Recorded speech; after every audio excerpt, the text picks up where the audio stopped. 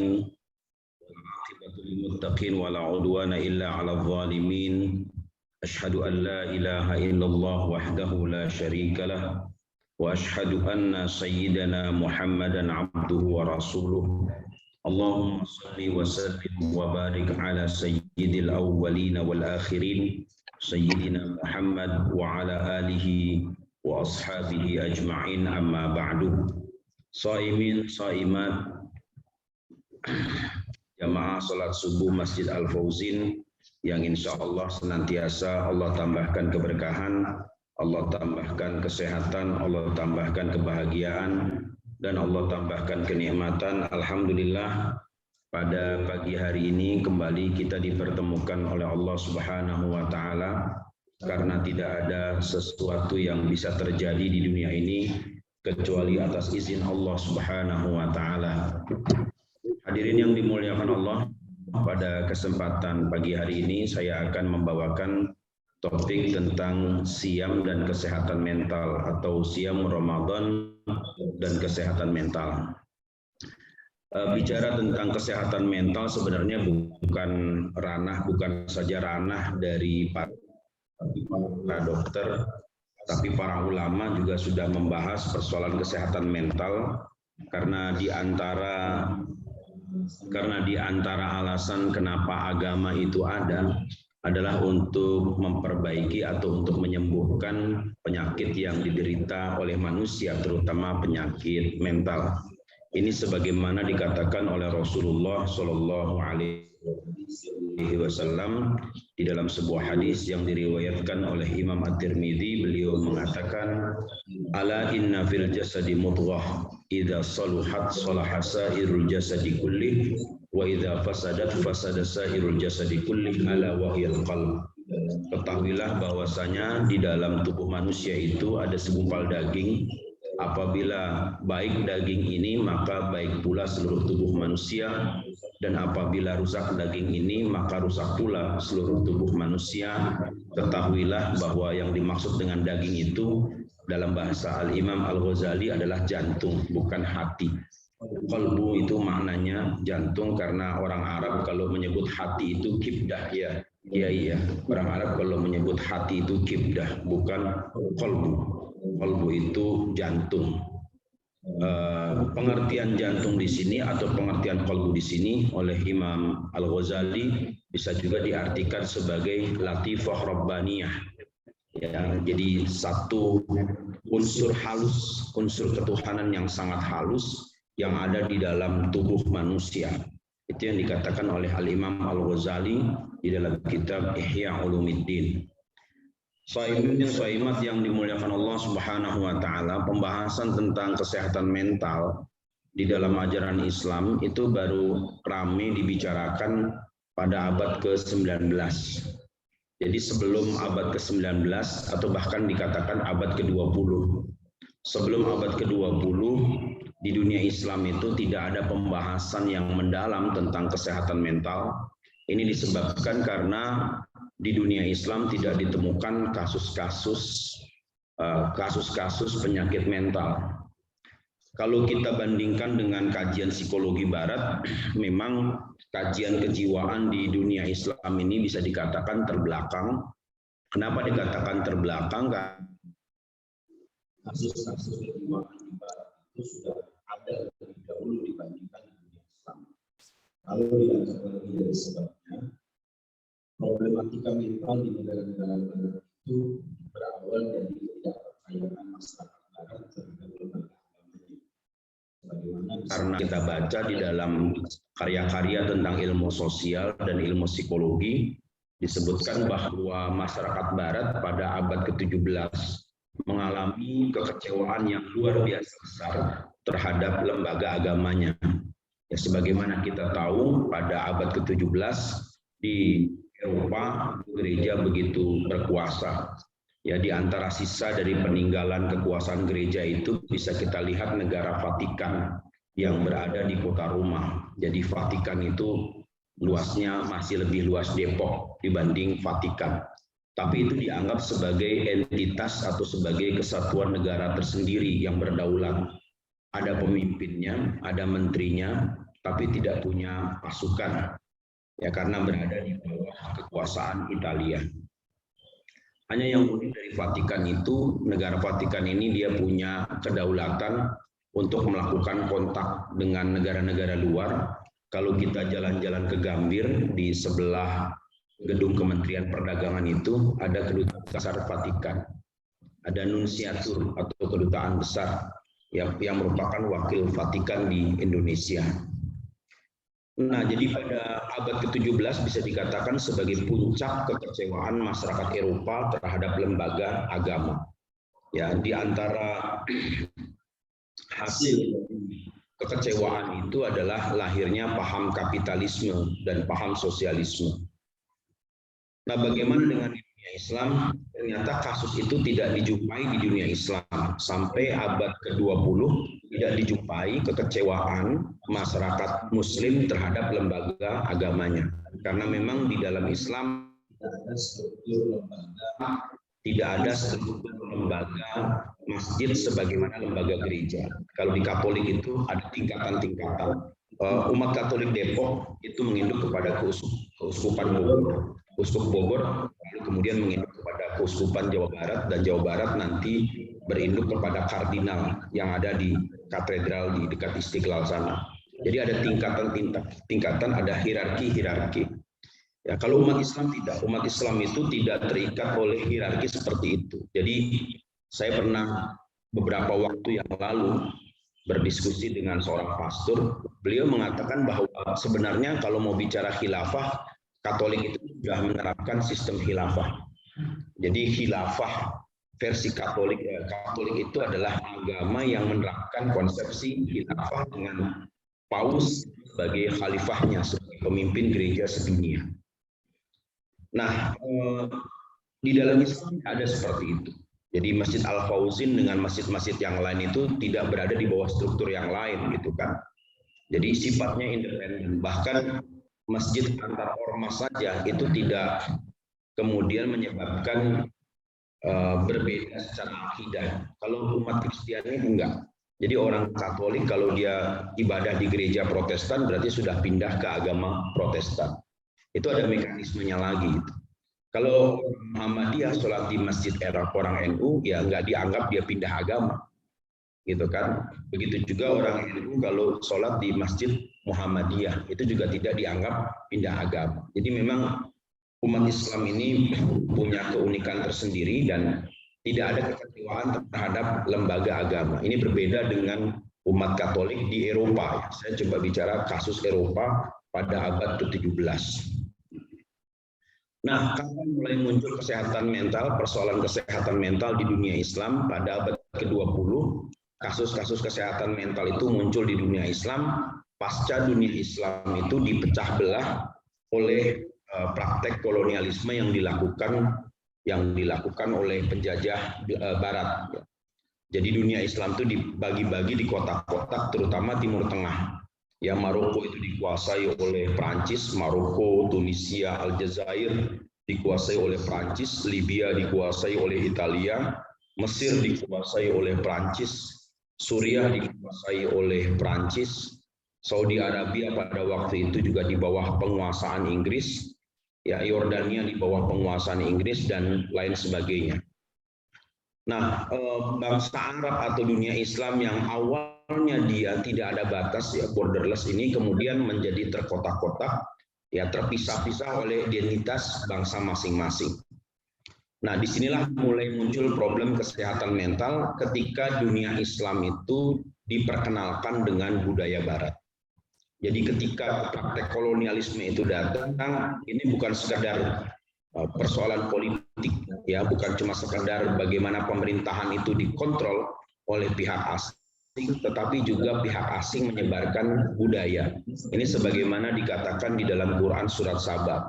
Jadi ketika Ratu Saba yaitu Ratu Balkis ya, ketika Ratu Balkis itu ditanya, diminta keputusannya apakah menyerang kerajaan Nabi Sulaiman atau tidak, Ratu Balkis mengucapkan satu kalimat yang didokumentasi di dalam Al-Quran. Kata Ratu Balkis, innal muluka idza dakhalu qaryatan afsaduha penguasa-penguasa itu apabila mereka masuk ke satu negeri, afsaduha, pasti mereka akan rusak negeri itu. Wa ja'alu a'izzata ahliha adillah, dan mereka akan menjatuhkan kewibawaan penduduk negeri itu menjadi hina. Wa kadzalika yaf'alun, demikianlah yang mereka lakukan. Ini disebut di dalam Al-Qur'an. Jadi memang penjajahan itu bukan cuma sekedar merusak struktur politik, tapi juga merusak struktur budaya. Itu di kalimat wa ja'alu a'izzata ahliha adillah. Mereka jadikan kewibawaan penduduk negeri itu menjadi jatuh. Nah, inilah yang disebut kalau dalam bahasa Belanda dengan istilah minderheden. Ya, minderheden itu merasa nggak percaya diri. Jadi bagaimana dulu Belanda mengubah struktur budaya masyarakat Indonesia itu melalui peraturan hukum. Kalau kita baca aturan hukum perdata yang diterapkan pada masa kolonial Belanda itu terbagi untuk 3 golongan. Pertama golongan Eropa, ini golongan pertama, golongan elit. Kedua golongan timur asing, dan yang ketiga golongan pribumi atau kawula. Hukum yang berlaku bagi golongan kawula itu tidak berlaku bagi golongan Eropa. Dan ini bisa kita baca dalam Burgerlijk Wetboek, yaitu Kitab Undang-Undang Hukum Perdata. Di buku yang pertama tentang orang, di situ disebutkan ya ada perbedaan atau hak eksklusif yang dimiliki oleh orang Belanda dan berbeda dengan yang dimiliki atau yang diberikan kepada penduduk kawula, penduduk pribumi. Dan kalau kita pernah menyaksikan film Si Pitung yang dibintangi oleh Diki Zulkarnain, bagaimana pada waktu itu Meneer Scott ini adalah asisten regensi di wilayah Mester. Beliau kalau bicara kepada pribumi itu selalu dengan kata-kata "Godverdorie", ya kan? "Godverdorie", supaya orang tidak paham bagaimana koloni, bagaimana company memberikan supaya orang ini makan, uang dan sebagainya, kan begitu. Dan bagaimana orang-orang pribumi ketika itu orang-orang Betawi yang mereka menghamba ya kepada company tadi. Jadi melalui aturan hukum budaya itu juga berubah. Ya, ini bisa dilihat misalnya dulu masyarakat Betawi itu akrab dengan tulisan Arab Melayu, ya Kiai Saifuddin. Jadi orang Betawi itu akrab dengan aksara Melayu itu sampai tahun 70-an. Jadi mereka belajar namanya Kitab Perukunan Agama yang ditulis oleh Al-Habib Osman bin Yahya. Itu bahasa Melayu yang ditulis dengan menggunakan huruf Arab. Tapi sekarang orang Betawi nggak bisa baca huruf Arab Melayu. Ya, orang Jawa juga kalau di Jawa bagian Pantura itu akrab dengan tulisan Jawa Pegon. Jadi bahasanya Jawa tapi tulisannya tulisan Arab. Nah, ketika VOC secara resmi menguasai Pulau Jawa, ya, terutama di Sunda Kelapa, VOC tahu bahwa orang-orang Betawi ini hanya mengenal huruf Arab ya untuk menulis istilah-istilah atau dalam bahasa Melayu, kata-kata, kalimat-kalimat dalam bahasa Melayu. Maka bisa kita lihat di Museum Nasional itu koin yang dibuat VOC ditulis dalam tulisan aksara Arab. Ya, jadi Verenigde Oost-Indisch Compagnie itu ditulis dalam bahasa Arab supaya orang Betawi bisa membaca atau orang-orang Indonesia atau orang-orang Nusantara ketika itu bisa membaca.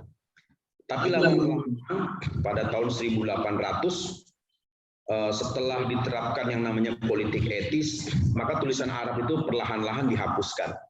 Ya, jadi orang Indonesia atau orang-orang di Nusantara mulai diperkenalkan aksara Latin. Lalu kemudian pada tahun 1902 diperkenalkan yang namanya ejaan Van Ophuijsen. Van Ophuijsen ini adalah seorang ahli bahasa dari Belanda, ya, yang lebih mengenalkan istilah-istilah Belanda ke dalam bahasa Indonesia. Maka kalau kita baca buku-buku ekonomi, buku teknik yang terbit tahun 30, tahun 40, atau bahkan tahun 50, itu masih menggunakan bahasa Belanda. Jadi campuran antara bahasa Indonesia dengan bahasa Belanda. Jadi struktur budayanya berubah. Nah, ini dikatakan dalam Quran wa ja'alu a'izzata ahliha adillah. Nah, karena perubahan budaya ini sangat efektif, akhirnya mengubah karakter mental. Ya, jadi mereka mulai mengenal yang namanya sekularisme, mulai mengenal yang namanya individualisme. Jadi kalau kita baca misalnya tulisan-tulisan tokoh PSI, saya baca salah satu tulisan yang ditulis oleh Rosihan Anwar. Rosihan Anwar ini salah seorang pahlawan nasional, wartawan senior. Beliau menceritakan bagaimana pada tahun 20-an, tahun 30-an, aktivis-aktivis sosialis di Indonesia itu begitu bangga dengan identitas baru mereka, yaitu sebagai bangsa yang modern. Jadi pengertian modern di sini adalah kebarat-baratan. Nah, ini menunjukkan permasalahan. Jadi modernisasi di tahap awal untuk bangsa ini, untuk dunia Islam terutama di Indonesia, ini menimbulkan permasalahan. Lalu kemudian di belahan dunia Islam yang lain juga menimbulkan permasalahan. Apa itu modernisasi? Modernisasi ini adalah upaya untuk bagaimana mempermudah setiap hambatan, bagaimana menghilangkan setiap hambatan dalam hidup. Ini bisa dibaca dalam beberapa tulisan tentang modernisasi yang terbit di Amerika, bahwa di antara hambatan dalam kehidupan itu adalah hambatan agama. Ya, hambatan dalam kehidupan itu adalah hambatan agama. Jadi yang namanya modernisasi itu adalah melepaskan diri dari berbagai macam hambatan. Maka tidak ada lagi hambatan dalam hidup. Semua itu harus dimudahkan. Ya, dibikin simple. Beberapa tahun yang lalu saya pernah diundang buka puasa di salah satu perusahaan nasional. Presiden direkturnya itu menyampaikan satu gagasan kepada saya seperti ini. Pak Ustadz, ini kan saya punya pabrik ini kan, saya mimpin pabrik dan mayoritas karyawan saya ini Muslim. Nah, di bulan Ramadan ini saya melihat ada kecenderungan umat Islam ini, terutama karyawan saya, menurun produktivitas kerjanya. Jadi saya mengusulkan karena bekerja itu ibadah, puasa ibadah, bagaimana kalau bulan Ramadan mereka nggak puasa saja, jadi cukup bekerja, karena itu sudah ibadah. Ini cara berpikir modern seperti itu, jadi menghilangkan semua hambatan.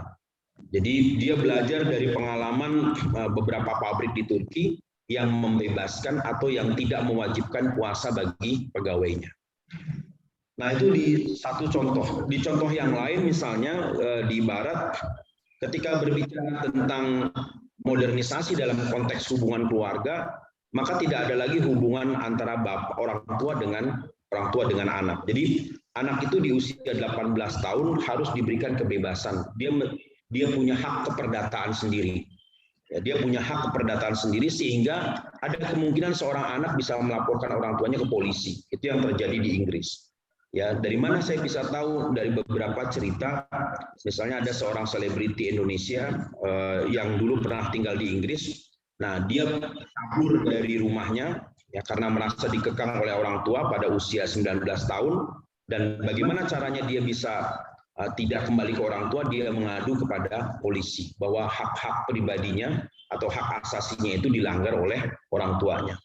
Ini kan luar biasa ya. Maka kalau kita lihat berita ada anak misalnya menggugat ibunya karena tidak diberikan hak waris, itu kan keterlaluan banget gitu kan. Itu kalau dalam paham kita. Tapi kalau dalam paham Barat ya nggak apa-apa gitu. Memang kan setiap orang itu punya hak pribadi yang dibawa sejak lahir. Nah, ini menjadi problem mental tersendiri, ya kan? Ya kalau kita lihat film-film di Amerika atau kisah-kisah kriminal di Amerika, bagaimana terjadi pembunuhan di dalam keluarga, anak membunuh orang tuanya karena mengalami psikopat. Ini dampak dari modernisasi. Jadi modernisasi itu bukan cuma sekedar berbicara tentang teknologi, tapi juga bicara tentang kerangka berpikir, cara berpikir. Nah, kasus-kasus psikologi di Barat itu muncul karena awalnya adalah ketidakpercayaan atau kekecewaan terhadap lembaga agama, dan ini menular di dunia Islam. Nah, lalu muncullah persoalan. Ya, jadi problem kesehatan mental ini berawal dari ketidaktahuan tentang diri. Kalau kita baca di dalam beberapa tulisan, disebutkan bahwa manusia itu punya kesulitan untuk mendefinisikan dirinya sendiri. Jadi manusia itu nggak bisa mendefinisikan dirinya sendiri. Ya, kita ini sempurnanya di mana, kurangnya di mana, nggak pernah tahu. Ya kan, karena itu kita butuh orang lain untuk menilai kita ini sempurna atau tidak. Tapi yang menjadi masalah adalah penilaian orang itu yang kita jadikan sebagai patokan, sehingga ada orang yang berusaha mengikuti opini orang lain supaya dia dianggap sempurna. Ya, padahal Krisye mengatakan, aku tahu ku takkan bisa menjadi seperti yang engkau minta. Itu dalam sebuah lagunya itu. Ya, jadi aku tahu ku takkan bisa menjadi seperti yang engkau minta. Jadi manusia ini punya kesulitan untuk mendefinisikan dirinya sendiri, karena itu Al-Quran di surat Al-Ahzab ayat terakhir mengatakan wa kanal insanu zaluman jahula. Manusia itu punya dua karakter yang melekat. Yang pertama zalum, manusia itu suka melampaui batas. Itu manusia. Jadi kita ini kalau udah suka dengan sesuatu itu, kalau kata orang Sunda itu eureun-eureun. Kalau kata orang Sunda nggak berhenti-berhenti. Zalum. Ya kan, kalau udah suka melek malam tuh pengennya melek terus gitu, begadang terus. Ya kan, itu manusia itu punya sikap zalum. Jadi dia tidak pernah tahu batas, bahkan tidak pernah tahu kemampuan kapasitas dirinya. Zaluman. Lalu kemudian jahula. Manusia itu dikatakan oleh Allah jahul. Jadi ada jahil, ada jahul. Jadi kalau jahil ini bodoh, jahul itu bodoh banget. Jadi kalau bahasa Arab itu kalau udah pakai dhammah itu berarti kebangetan. Jadi jahil, jahul. Kenapa dikatakan jahul? Ya ini yang mengatakan Allah. Allah Maha tahu, alimun bikulli syai'in alim. Allah itu Maha tahu atas segala sesuatu. Maka dalam penilaian ilmunya Allah, manusia itu dianggap tidak ngerti apa, bahkan tidak ngerti dirinya sendiri. Nah, lalu kemudian problem yang kedua adalah karena adanya tantangan modernitas tadi. Sebagaimana tadi sudah saya katakan, tantangan modernitas ini ya ada tuntutan keharusan untuk memenuhi kebutuhan dasar, dan yang kedua adalah kebutuhan akan eksistensi. Jadi manusia ini sekarang apalagi dengan adanya media sosial, itu selalu dituntut eksis. Ya karena itu ibu-ibu muda terutama ya, yang gelarnya Mahmud Abbas, mamah muda anak baru satu. Ya itu namanya Mahmud Abbas gitu kan. Ya, jadi ibu-ibu tadi ada levelnya, ada ebu-ebu, nah itu udah usia 50 tahun ke atas tuh ebu-ebu. Kalau ibu-ibu itu maksimal 40 tahun. Kalau Mahmud Abbas berarti mamah muda anak baru satu. Nah itu Mahmud Abbas. Ada lagi macan ternak, mamah cantik nganter anak. Nah itu namanya macan ternak. Kalau kita yang laki-laki namanya banteng ternak, bapak ganteng nganter anak, nah itu namanya banteng ternak. Nah jadi biasanya orang-orang muda ini dia selalu dituntut untuk selalu eksis, maka punya media sosial. Ada orang yang kalau nggak posting itu satu hari kayaknya gimana gitu, ya kan WA. Jadi kalau bapak-bapak yang tua-tua mungkin nggak akrab ya bikin status WA ya, tapi kalau ibu-ibu muda tuh selalu akrab tuh bikin status WA. Ya kan, misalnya pengajiannya asik gitu kan, ayo teman solehkahku gabung kan gitu kan, nah itu cepat itu. Ya, jadi itu menginformasikan. Nah, kadang-kadang ada orang yang selalu menginformasikan apa yang dia lakukan pada hari itu. Jadi diinfokan ke banyak orang, khalayak gitu kan. Ya misalnya nongki-nongki cek gitu, misalnya kan begitu kan, nongkrong-nongkrong cek gitu kan. Wah, jadi ditaruh di Instagram, sehingga akhirnya tetangganya ngelihat. Wah dia pakai tas Hermes nih, wah kan itu emang dia doang yang bisa. Akhirnya dia juga nggak mau kalah, ya kan bikin konten gitu kan. Nah ini kebutuhan akan eksistensi. Jadi orang tuh pengen selalu dianggap eksis. Nah itu tadi sebagaimana tadi saya sampaikan bahwa ada orang itu yang selalu berusaha dia mengikuti selera orang banyak. Maka ada namanya selebgram, ya selebgram. Gram itu menunjukkan berat, maka artinya jadi seleb itu berat. Ya kan, artinya seleb Instagram gitu ya, jadi ada selebgram dan itu sekarang dianggap profesi. Yang saya nggak ngerti gitu kan, di situ disebut profesi selebgram. Loh, profesi kok selebgram gitu kan? Kok profesi selebgram, yaitu selebritis Instagram. Ada orang yang apa-apa dia ditunjukkan. Nah kebutuhan akan eksistensi ini bisa kita lihat dalam fenomena crazy rich ya, fenomena crazy rich. Ini kok udah kaya gila gitu loh. Kan heran gitu loh, biasanya yang gila itu yang miskin kan gitu kan, ini kok udah rich crazy ya gitu kan, ini berarti ada masalah, ternyata memang hartanya bermasalah gitu kan, makanya dia itulah harta yang bermasalah itu pasti akan bikin gila gitu kan. Jadi harta yang didapat dengan cara menipu ya kan, mendorong orang banyak untuk melakukan investasi bodong itu pasti akan bermasalah. Jadi fenomena crazy rich ini fenomena bukan sekadar fenomena sosial, tapi juga fenomena mental. Ya kan kalau orang itu kaya ya ciri orang kaya sebagaimana kita bisa lihat di film Para Pencari Tuhan ya. Itu ada pesantren lansia yang didirikan oleh Bang Jack. Dikumpulkanlah semua orang-orang tua dari berbagai macam strata sosial, ada mantan bos, di situ namanya Pak Amor, dibintangi oleh Opi Kumis, dia mantan orang kaya tapi jatuh miskin, tapi sombongnya masih ada gitu loh, walaupun dia sudah jatuh miskin. Lalu kemudian ada lagi Pak Netral. Nah, Pak Netral ini orang kaya. Jadi ketika ada obrolan di situ antara satu orang yang takut hartanya hilang, ya dengan mantan pengemis, Pak Netral itu bilang bahwa yang namanya orang kaya itu nggak pernah sayang dengan uangnya. Itu ciri dari orang kaya, kata Pak Netral. Orang kaya itu nggak pernah sayang dengan uangnya. Kenapa? Karena dia yakin pasti bisa mendapatkan uang lagi. Itu satu pesan menarik gitu kan. Nah, beda dengan crazy rich tadi ya. Kalau crazy rich itu ya memang dibuang-buang. Tapi kalau menurut Pak Netral itu yang maksudnya orang kaya itu adalah dia mengeluarkan uang untuk sesuatu yang bermanfaat. Tantangan modernitas ini melahirkan tuntutan kebutuhan eksistensi dan pada akhirnya melahirkan penyakit mental. Penyakit mental ada 4 ya yang saya catat di sini. Ada alienasi, keterasingan, kemudian ada kecemasan, ada merasa terasing. Jadi sekarang ini orang punya media sosial, itu bukan berarti orang yang dia rajin bergaul dengan banyak orang, belum tentu. Ya ada orang yang punya akun tuh banyak betul, ternyata dia nggak punya teman. Jadi cara dia untuk mengusir keterasingan itu adalah dengan dia membuat banyak akun. Ya, jadi kalau di kalangan milenial itu namanya anak-anak nerd ya. Anak-anak nerd ini anak-anak yang kelihatannya dia santun, ya jarang bicara, tapi kalau di media sosial tuh galak. Ya kan, kalau dia menghujat orang tuh luar biasa. Lalu kemudian ada penyakit kecemasan ya, cemas. Jadi kalau nggak diopeni orang, kalau nggak di like gitu kan, kalau nggak ada yang mengomentari postingannya dia cemas. Lalu kemudian ada kebosanan. Ya ini yang bisa kita lihat ya dari beberapa pengalaman dan yang terakhir itu psikosomatis. Ya psikosomatis itu yang sudah mengarah kepada kondisi fisik. Jadi ada orang yang memang udah nggak doyan makan, nggak dia mengalami penyakit, ya suhu tubuhnya naik atau dia mengalami gejala-gejala fisik akibat dari problem yang ada di dalam jiwa mereka. Nah, bagaimana solusi menurut ajaran Islam? Ya, solusi yang pertama adalah membangun kesadaran diri.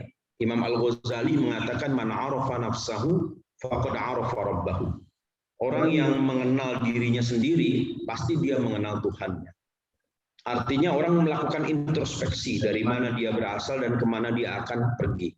Kalau kita lihat di dalam Al-Quran itu ada satu ayat yang berbunyi fa'ina tadhhabun in huwa illa dzikrul lil alamin. Fa'ina tadhhabun, mau kemana kita pergi sebenarnya? Kemana kita akan melangkah? Jadi orang itu sebaiknya dia melakukan tadabbur. Maka dikatakan di dalam Al-Quran afala yatadabbaruna al-Quran. Tidakkah mereka merenungkan Al-Quran? Jadi ada tadabbur, ada tafakkur. Tadabbur ini proses perenungan, kontemplasi. Tafakkur ini proses berpikir. Jadi itu yang didorong di dalam ajaran Islam. Tadabbur dan tafakkur.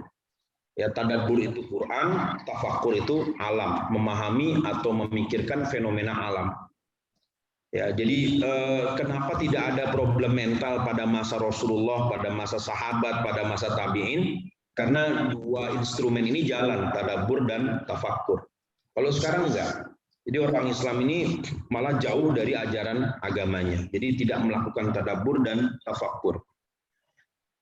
Lalu kalau orang sudah melakukan kontemplasi dan dia menemukan jawaban bahwa keberadaan dirinya di dunia ini bukan karena kehendaknya sendiri, pasti dia akan berusaha untuk mengikuti tuntunan. Dalam hal ini adalah tuntunan Allah Subhanahu wa taala.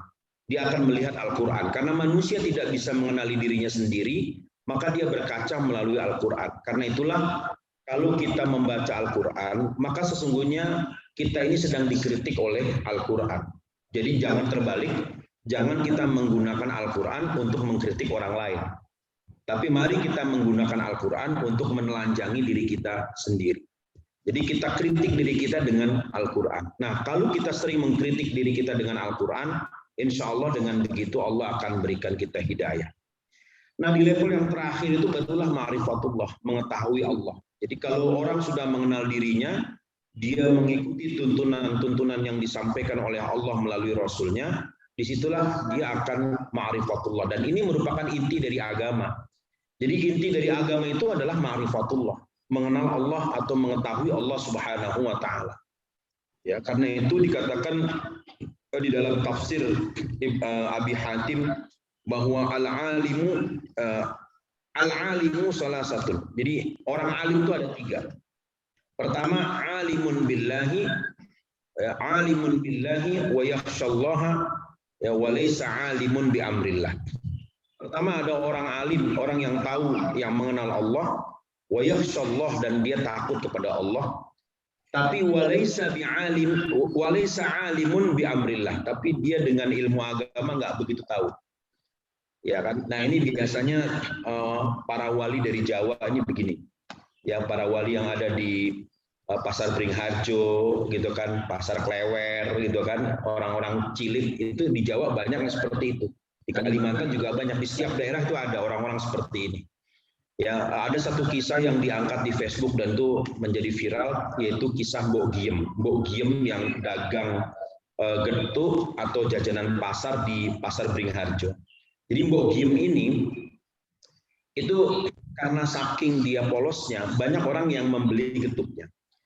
Nah, sampai habis itu makanan jajanan dia, jualan dia habis. Dan uniknya, dia itu selalu menyisihkan sebagian besar jajanannya itu ke masjid.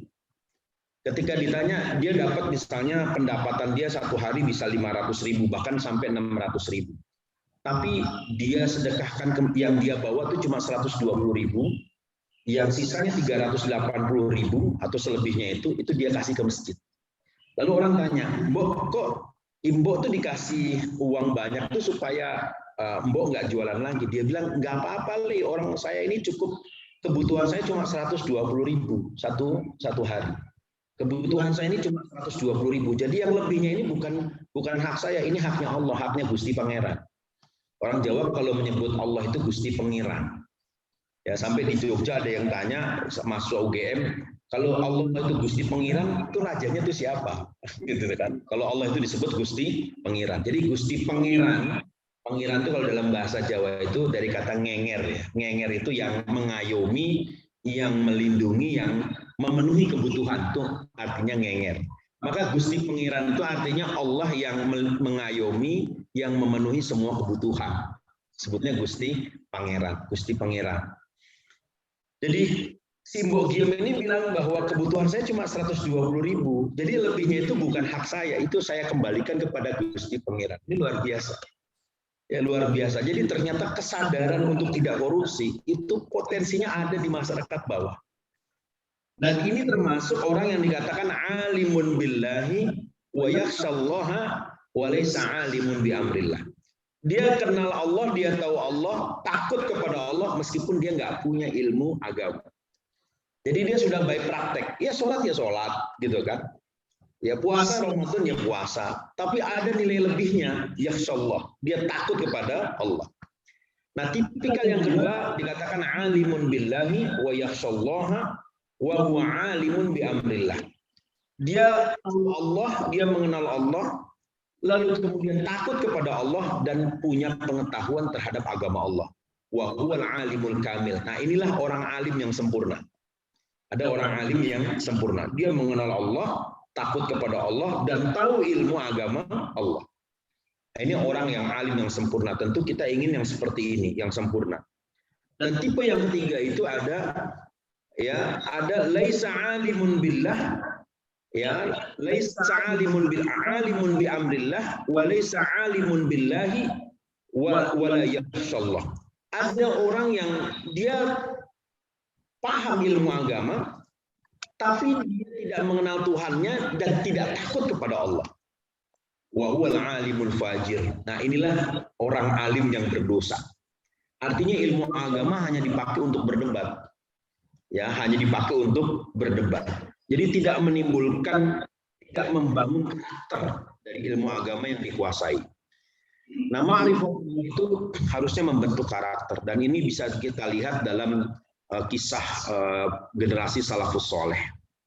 Nah, kemudian kalau kita lihat bagaimana pembentukan kesadaran diri di dalam Al-Quran, kesadaran diri itu terbentuk ya dari surat Asy-Syams ya. Allah Subhanahu wa taala berfirman, "Wa nafsi wa ma sawwaha", demi jiwa serta penyempurnaan ciptaannya. Ya, fa'alhamaha fujuraha wa taqwaha, maka Allah mengilhamkan kepada jiwa itu jalan kejahatan dan ketakwaan. Jadi setiap kita ini punya potensi buruk dan punya potensi baik. Qad aflaha man tazakka, sungguh beruntung orang yang mensucikan jiwanya itu. Wa qad khaba man dassaha, dan sungguh rugi bagi orang yang mengotori jiwa. Nah, ini ayat yang berbicara tentang bagaimana kesehatan mental itu dibangun ya di dalam Al-Qur'an. Oke, bisa kita lihat lagi slide selanjutnya. Nah, bagaimana kesehatan mental itu dikaitkan dengan makna siam. Jadi makna siam ini kalau kita lihat strukturnya, siam ini yang menahan diri dari keinginan syahwat, karena makna dari siam itu menahan. Lalu kemudian ada namanya proses jeda batinnya. Jadi di dalam puasa ini kita harus ada masa jeda. Karena itu memang idealnya selama bulan Ramadan aktivitas duniawi ini diistirahatkan. Idealnya seperti itu. Wah, nanti rugi, ya kan 11 bulan kan kita udah banyak mencari untuk dunia. Lalu 1 bulan buat Allah tuh mana gitu kan. Jadi 11 bulan itu sudah banyak. Tapi manusia merasa kurang karena manusia itu takut ya. Manusia itu takut kalau urusan dunianya ini terlantar. Padahal yang 11 bulan itu pasti Allah nanti akan berikan kemudahan. Karena itu Al-Habib Umar bin Muhammad bin Hafidh, seorang ulama besar di Yaman, mengatakan bahwa bulan Ramadan itu Allah Subhanahu wa taala, di bulan Ramadan Allah Subhanahu wa taala menambahkan rezeki bagi orang-orang yang beriman. Jadi tambah rezekinya bagi orang-orang yang beriman. Ini yang disebut dengan berkah Ramadan. Nah, di puncaknya adalah takwa. Takwa ini bukan cuma sekedar bicara tentang istilah, tapi takwa ini sikap mental. Bagaimana kita menjaga diri. Ciri orang yang bertakwa itu adalah wal kadhiminal ghaidh. Dia bisa menahan emosi. Itu ciri dari orang yang bertakwa. Wal 'afina 'anil nas. Dia bisa punya kemampuan memaafkan manusia. Karena di antara karomah terbesar yang Allah berikan kepada manusia itu atau kepada para walinya adalah karomah mampu memaafkan. Ini luar biasa ya, kekuatan memaafkan ini. Memaafkan masa lalu, gitu kan, memaafkan siapapun yang pernah berbuat zalim kepada kita, memaafkan keadaan. Nah, inilah yang menjadi sebab Allah berikan kita karomah. Saya kira demikian, karena sebentar lagi sudah masuk pukul 6, 10 menit lagi. Ya, ditambah lagi juga memang di sini nggak ada minuman gitu kan, karena makin lama menyampaikan juga makin haus. Jadi saya hentikan sampai di sini dulu, nanti kita akan lanjutkan dengan tanya jawab. Wallahul muwaffiq ila aqwamit thoriq. Assalamualaikum warahmatullahi wabarakatuh.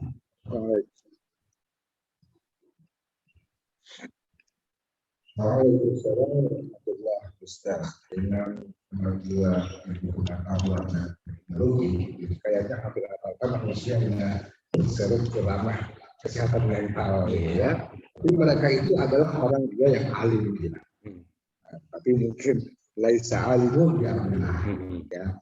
Oleh karena itu menarik apa yang sudah sampaikan tadi, bagaimana puasa ini bisa mengatur kesehatan mental ini. Jadi makin masing-masing orang itu bisa memberikan hati ini apa boleh disebutkan kalau nggak nge-share sehari ya. Baik, silakan Bapak Ibu sekalian, ini menarik walaupun masih belum banyak ya mengenai kesehatan mental. Bila dikaitkan dengan puasa Ramadan baru kuritnya saja disampaikan mengingat waktu, tapi tidak apa-apa kita lanjutkan dengan diskusi secukupnya waktu ya. Silakan Pak Syukur. Alhamdulillah.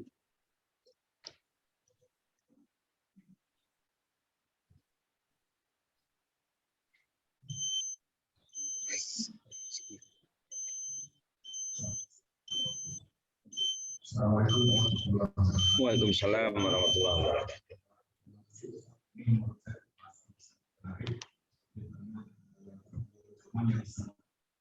Kita yang sekarang sangat berkembang besar. Mungkin kalau dalam bahasa yang sederhana itu penanganan dalam kartu psikologi Islam biasanya psikolog Islam. Nah terkait tadi masalah kesehatan mental sebetulnya nanti kita mungkin akan bisa banyak menjumpai kasus-kasus empat kesehatan mental tadi yang sudah kita sampaikan. Contohnya mungkin terkait kita yang sering berinteraksi dengan dunia maya, maka komunikasi kita dengan dunia real itu tidak terbatas. Akhirnya bisa melahirkan kita punya standarisasi sendiri yang kita bentuk sendiri, sehingga efeknya kita menjadi merasa punya standar sendiri, punya kebenaran yang kita persepsikan sendiri. Dan efeknya lain lagi kita agak sulit mendengar masalah dari orang lain karena sudah kita membentuk bahwa ini loh saya kayak begini dan sulit mendengarkan masalah dari orang lain. Dan ini kan sebenarnya persoalan yang dikatakan atau jadi masalah yang serius. Nah mungkin yang untuk kasus seperti ini kira-kira tadi Ustaz sudah menyampaikan solusi-solusi Islami. Mungkin yang kira-kira yang real Ustaz kira-kira untuk pendekatan yang seperti ini kira-kira seperti apa? Iya. Baik, bismillahirrahmanirrahim. Subhanaka la ilma lana illa ma 'allamtana innaka antal alimul hakim. Jadi fenomena media sosial ini memang telah mengubah karakter manusia di abad modern. Jadi setelah Android ini ditemukan, memang cara berpikir manusia itu berubah. Dalam sebuah disertasi ilmu komunikasi itu ditemukan bahwa media sosial itu telah membentuk 3 masalah dalam proses interaksi kita. 3 masalah itu yang pertama, bahwa orang itu sekarang lebih suka dengan hal yang sifatnya triviality, dengan hal yang remeh-temeh, yang receh. Makanya sekarang yang receh-receh itu laku. Ya, misalnya salam dari Binjai, pukulin pohon pisang, itu langsung viral. Ya, jadi bukan mengucapin assalamualaikum, salam dari Binjai, kan gitu. Nah, itu cuma mukulin pohon pisang akhirnya dapat 1 miliar. Atau fenomena YouTuber ya, asyap gitu kan. Sehingga anak-anak kita itu kalau ditanya nanti udah ini kalau udah lulus sekolah mau jadi YouTuber aja lah. Duitnya banyak gitu kan. Kayak asyap aja dapat miliaran kan gitu kan. Ini kan menunjukkan bahwa kualitas generasi kita ini makin rendah sebenarnya. Ya kan, kualitas generasi kita makin rendah, daya saing kita makin rendah karena yang dilihat itu tadi triviality, ya, remeh-temeh. Jadi kita suka dengan hal yang receh, hal yang remeh-temeh, dan itu makin terbawa ke dalam kehidupan kita beragama. Dalam kehidupan beragama itu hal yang receh masih terus dibahas, gitu kan. Padahal kita ini sudah harus melangkah kepada yang lebih canggih dalam beragama. Ya kan, masih bahas Wahabi, bolak-balik Wahabi lagi. Nggak ada yang lain gitu, kayaknya isu agama cuma itu, padahal kita punya problem dengan mentalitas, ya kan, apalagi problemnya yang nggak jauh, pokoknya kalau nggak Wahabi ya Syiah, kan begitu, bolak-balik ke situ lagi. Jadi kita nggak pernah bergerak kepada isu yang lebih berkualitas. Apa isu yang lebih berkualitas? Umat Islam banyak yang miskin, gitu kan, banyak orang Islam yang sudah menjual agamanya. Bapak Ibu sekalian kalau main-main ke Pangandaran itu beberapa desa yang berubah, yang udah pindah agama. Ya kan, kalau main-main ke Pangandaran. Nah, kalau kita main lagi ke Sukabumi misalnya, itu udah berapa desa yang sudah pindah agama. Ke Cianjur juga kan, itu sudah berapa desa yang pindah agama. Kenapa mereka bisa pindah agama? Ya karena memang selama ini kita hanya sibuk dengan urusan-urusan recehan. Yang diulang lagi. Subuhnya kunut apa enggak? Subuh kunut. Yang penting sholat subuh, itu gitu aja udah. Ya kan, kenapa harus pakai misalnya barrier identitas politik atau identitas ormas. Jadi selama ini cara pandang kita terhadap agama itu adalah cara pandang identitas, ya kan, bukan cara pandang bahwa kita ini Muslim, gitu kan. Yang penting kita nggak usah ganggu sesama Muslim, itu aja udah. Kayak kemarin kan udah ada yang mau ngomporin lagi soal perbedaan penetapan hisab dan ru'yat. Ya sudah lah, ya kan, nggak usah diributin lagi. Memang kita udah beda kok dari dulu, dan itu nggak bisa diini lagi gitu loh. Cuma karena cara pandang itu tadi, cara pandang identitas tadi, akhirnya membuat pokoknya yang benar tuh cuma saya, kamu nggak benar. Itu tadi kan sudah terbentuk itu, membentuk parameter sendiri. Padahal ada parameter usadi, gitu kan, itu parameter usadi ya. Jadi kalau sudah ada parameter yang lain, kenapa kita bikin parameter sendiri? Jadi yang pertama itu membentuk triviality tadi. Triviality itu hal yang remeh-temeh, yang receh-receh. Sehingga akhirnya generasi kita ini suka dengan yang receh-receh. TikTok itu merusak, ya kan? Kita harus apa? TikTok itu merusak. Kenapa dikatakan merusak? Ya sekarang begini, Pak. Anak-anak kita itu kalau dengar musik TikTok itu langsung begini-begini, gitu kan? Begini-begini, gitu kan? Itu pernah dilakukan eksperimen, gitu kan? Di salah satu stadion. Dalam momentum lari pagi, ada orang bawa speaker gede, kemudian dia bunyikan itu musik TikTok. Itu ada orang yang tiba-tiba joget kecil itu. Itu artinya apa? Itu sudah masuk ke alam bawah sadarnya. Kalau dengan musik itu cepat goyang. Tapi ketika mendengar bacaan Quran itu nggak refleks. Kenapa? Karena masalah pembiasaan tadi. Jadi kalau yang dibiasakan itu yang receh-receh, maka itu akan menjadi bagian keseharian kita. Ini triviality. Kemudian yang kedua, virality. Kalau sudah triviality yang receh, kemudian viralitas. Orang akhirnya suka dengan yang viral. Wah, itu ustadz yang lagi viral, kan begitu kan? Ustadz yang lagi viral, terus lagi rame penghulu yang lagi viral. Kalau bisa dia juga jadi penghulu di Depok, atau semua kalau bisa penghulu di Depok seperti itu. Padahal setiap orang punya spesialisasi masing-masing. Nah, viralitas itu yang pada akhirnya membuat orang itu tidak bisa mengakui adanya perbedaan karena ukurannya adalah viralitas. Harus yang kayak gitu loh, ya kan? Ini patokan viralitas. Jadi kalau udah triviality, virality. Dan yang ketiga adalah the death of expertise, matinya kepakaran. Nah, tadi yang seperti Bapak sebutkan, ketika orang itu sudah menganggap bahwa dia punya standar sendiri, akhirnya orang merasa nggak mau diatur, dia nggak mau dengar nasihat orang lain, dia nggak mau dengar advies orang lain. Ya kan, inilah yang dikatakan sebagai fenomena matinya kepakaran, dan itu sudah menjadi keresahan para ilmuwan. Apalagi sekarang penghargaan terhadap akademisi makin berkurang. Ya kan, gaji dosen di Indonesia dengan gaji dosen di Amerika itu beda jauh. Tapi sekarang ada fenomena di Amerika itu ada lowongan dosen untuk mata kuliah kimia dan salarinya adalah $0. Jadi ternyata sekarang dunia ini sedang mengalami satu fenomena di mana orang yang bekerja untuk ilmu pengetahuan itu tidak mendapat apresiasi sama sekali. Ya beda dengan itu tadi selebgram atau misalnya artis TikTok gitu kan. Itu dia mendapat apresiasi karena viralitas itu tadi. Nah, solusinya bagaimana? Ya kurangi media sosial. Ya kan, kurangi kebergantungan terhadap ini tadi, kepada media sosial. Ya HP kita pakai hanya untuk menghubungi. Ya kan, hanya untuk keperluan yang sifatnya mendesak. Maka ada orang yang menulis di status WA-nya adalah calls only kan gitu kan, call only kan, cuma buat dihubungi aja gitu, nggak buat yang lain, nggak buat gosip dan sebagainya. Nah, gara-gara ada WA, orang akhirnya nggak mau silaturahmi. Kalau dulu kan silaturahmi kita guyup tuh silaturahmi antar masjid, datang ke sana, rame-rame jalan kaki. Sekarang ada WA cukup ya udah pakai video call, fit call aja lah gitu, fit call. Padahal ada yang berbeda kualitas antara fit call dengan datang langsung. Kalau kita datang langsung itu feel-nya tuh lain. Ya, maka kenapa orang zaman dulu meskipun hidup dalam kesederhanaan, ya teknologinya nggak canggih, tapi ikatan batinnya kuat. Jadi sekarang teknologi itu bukan mendekatkan, malah menjauhkan. Bertemu lewat Facebook, dipisah oleh grup WA, kan gitu kan? Itu gara-gara pilpres, kan gitu. Jadi ketika Facebook muncul tahun 2007, orang akhirnya mencari, oh itu teman SD saya, oh itu teman SMP saya, oh itu dulu mantan saya, kan gitu kan?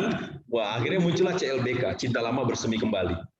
Ya kan, itu gara-gara Facebook. Tapi dipisah gara-gara grup WA. Begitu sudah masuk grup WA, gara-gara baca WA, emosi kita meledak. Ini kan penyakit mental. Kok ngeliat HP marah gitu loh.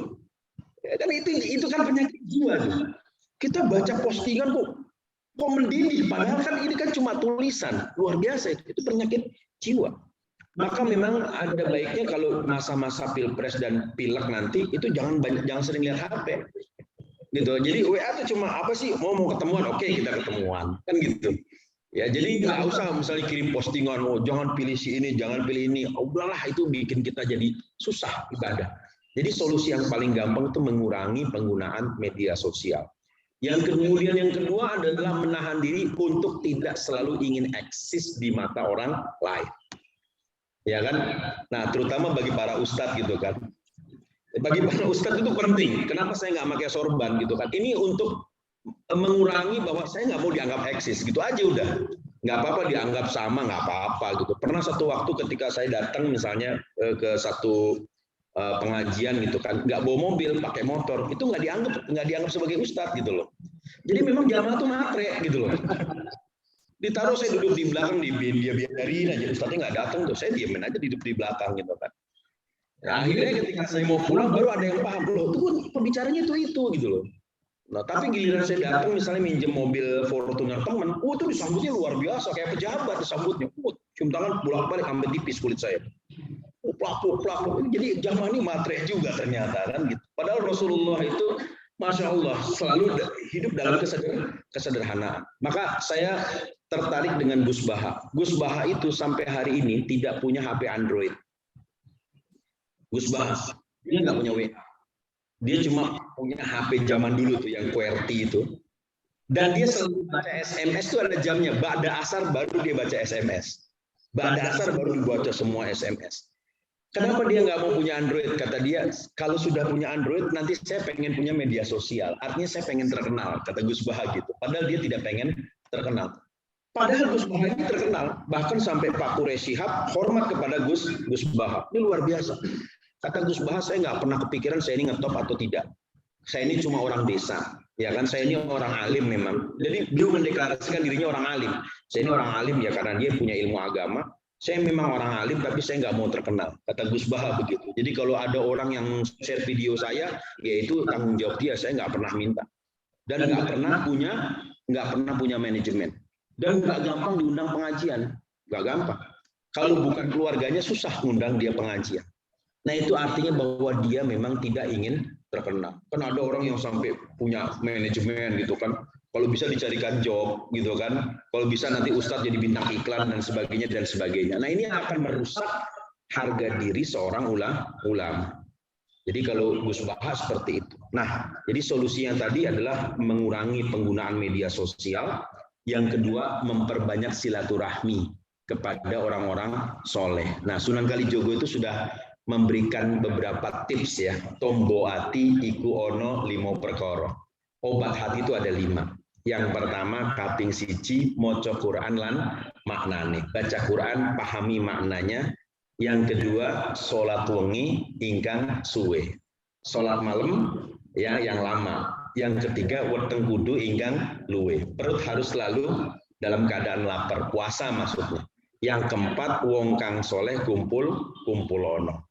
Ngumpul sama orang-orang soleh. Nah, kita datang nih ke rumah Ustadz Saifuddin kan gitu kan, ke beberapa orang-orang soleh. Nah itu yang akan membentuk ya kan mental kita ini sehat kalau kita sering ketemu orang soleh. Ciri orang soleh itu belum ngomong aja baru ngelihat mukanya hati kita udah tenang. Itu ciri orang soleh. Itu ciri orang soleh begitu. Begitu ngelihat habis ketemu kok bawaannya pengen sholat sunnah dulu kan gitu kan. Nah ciri perempuan soleh adalah ketika kita ngelihat bawaannya pengen mengkhitbah. Pengen lamar. Nah itu ciri perempuan, ciri orang soleh itu kalau kita ketemu bawaannya kita ingin ibadah, kita ingin Allah. Ada orang kalau habis kita ketemu kok bawaannya istighfar terus, berarti orang itu bermasalah kan gitu kan? Atau jangan-jangan kita punya masalah dengan orang tersebut. Dan yang kelima adalah zikrullah, ya kan, memperbanyak zikrullah, aksiru, ya kan gitu kan? Udhkurullah dzikran katsira, banyak zikir. Jadi kalau kita duduk di sini meskipun nggak ngerti kita berzikir, insya Allah kita dapat pahala berzikir. Saya kira begitu yang bisa saya sampaikan. Wallahu a'lam bishawab. Baik, Ustaz, terima kasih atas pengetahuan jawaban dan sedikit kesimpulan dari apa yang beliau sampaikan dari A sampai Z, bahwa rusaknya tatanan kesehatan mental terhadap terutama di kalangan remaja kita adalah satu keberhasilan serangan pemikiran, di samping lemahnya pertahanan kita. Untuk itu tadi ada solusi dari beliau bahwa barang siapa yang kenal dirinya maka dia akan mengenal Tuhannya. Nah kalau sudah mengenal Tuhannya maka dia bertafakur dari mana dia berasal, untuk apa dia hidup, lalu akan kemana kita nantinya. Fa'aina tadhhabun. Nah mudah-mudahan kajian pada pagi hari ini dapat memberikan pencerahan bagi kita, dan mudah-mudahan Ramadan yang kita laksanakan ini adalah bagian daripada solusi. Ustaz sebagai penutup silakan betul. Mari Bapak Ibu sekalian kita manfaatkan pertemuan ini dengan meminta keberkahan kepada Allah Subhanahu wa taala. Semoga Allah jadikan pertemuan kita ini sebagai pertemuan yang dicurahkan rahmat. Bismillahirrahmanirrahim. Alhamdulillahirabbil alamin. Allahumma shalli ala sayyidina Muhammad wa ala ali sayyidina Muhammad. Allahumma ja'al jam'ana hadha jam'an marhuma wa tafarruqana ba'dahu tafarruqan ma'suma. Allahumma hdina bihuda waj'alna mimman yusari'u fi ridha wa la tuwallina waliyan siwa wa la taj'alna mimman khalafa amraka wa 'asa. Hasbunallah wa ni'mal wakil, ni'mal maula wa ni'mal nasir. Sallallahu ala sayyidina Muhammad wa ala alihi wa sahbihi wa sallam. Walhamdulillahi rabbil alamin. Assalamualaikum warahmatullahi wabarakatuh. Waalaikumsalam. Dengan doa tadi maka berakhir pula pengajian kita pada pagi hari ini. Terima kasih Bapak Ibu yang ada di masjid dan terima kasih pula kepada Bapak-bapak dan Ibu yang ada di rumah masing-masing. Kita kembali berjumpa di hari Ahad yang akan datang. Sama-sama. Saya begini yang saya terima kasih. Iya, Masya Allah. Covid.